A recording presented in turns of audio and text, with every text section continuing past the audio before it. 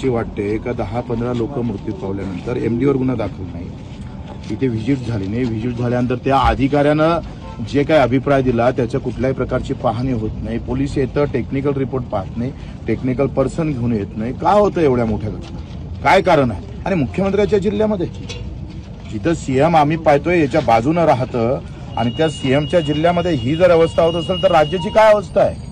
कसं आहे, आता आम्ही पाहतोय सीएमच्या घरातच पाणी घुसलंय आणि सामान्य माणूस मरतो त्याला काही लेनदेन नाही. इथं जर मोठ्या एखाद्या आमदार खासदाराचं पोरगं गेलं असतं ना, ते जाऊ नये पण गेलं असतं ना, मग सगळ्या कारवाई झाल्या असत्या. एका पाठोमागा हे 8वी घटना आहे इथली.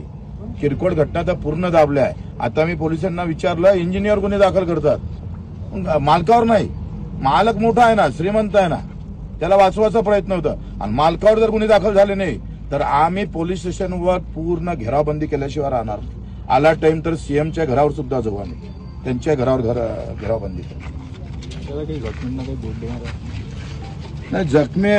जे जखमी आहे ते आयसीयूमध्ये आहे काही लोक. आता हे म्हणतात एकच मृतक झाला, वास्तविक